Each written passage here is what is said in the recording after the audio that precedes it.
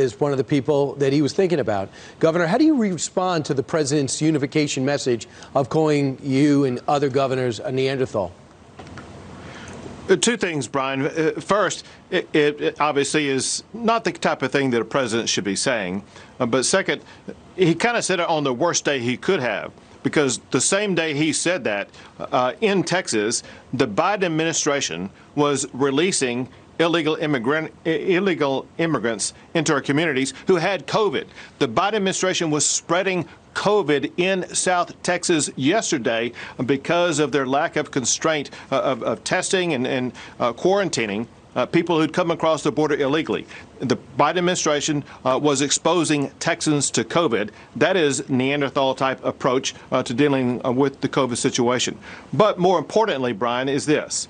And that is, with regard to masks, the change in Texas really wasn't all that much different from where we were before for a couple of reasons. First, we are still strongly advocating that every Texan follow the best practice. Where we are today is completely different from where we were this time last year, when Texans and Americans didn't know how to deal with this.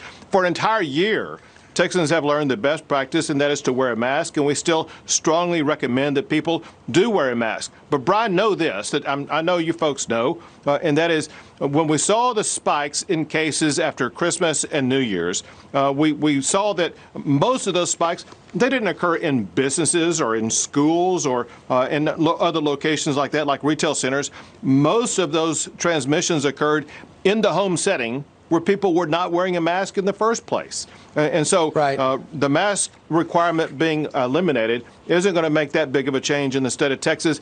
Also, people in Texas will continue to wear masks, even though there's not a state mandate. We're just in a situation now where government mandates are not needed because Texans do know the best practices. Hey, Governor, you're not telling everyone to do it. You give them the freedom to decide. Like, for example, CVS, JCPenney, Hyatt Hotels, Kroger, Macy's, Starbucks. I go on to Target. You got to wear a mask to go in there. That's the same thing they're doing in Florida. The GOP is in a complete meltdown.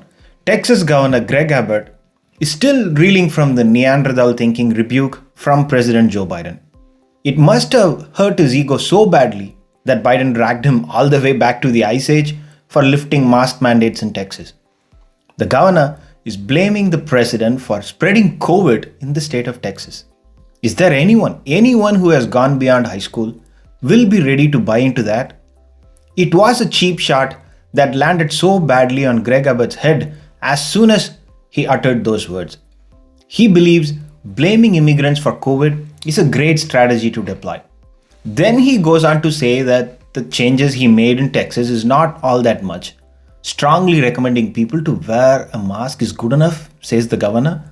So why not strongly recommend people to wear seatbelts? Why not strongly recommend people to stop at a red sign? How about strongly recommending people to not drink and drive and let them go home if they get caught? And he goes on to say that COVID was spreading in homes and not in business centers or other places. How does he even know that? Does the COVID virus come with an app that records the details of when and how it jumped from one person to another person? The GOP has completely lost the plot. They do not know anything but figuring out a way to pin the blame on Democrats. The Texas GOP must have thought that getting into the COVID mask fight with the Biden administration will be better than having to answer questions about the power crisis that upended the state. But little did they realize that Biden will fire a stinging rebuke from the White House. Now the governor of Texas has got squeezed on two fronts: the fight over relaxing the COVID regulations on the one side and the questions around the power crisis on the other side, and he is melting under the pressure. There was no reason to jump into the failed, oh my God, immigrants are the reason for all the wrongs in the state strategy that was deployed by the last Republican governor of California, Pete Wilson. It did not go well for Pete. It crushed the Republican Party in California, and it's nowhere to be found even to this day. If Greg Abbott continues down this road, taking aim at immigrants to cover his mismanagement, then he is going to be in for a rude surprise.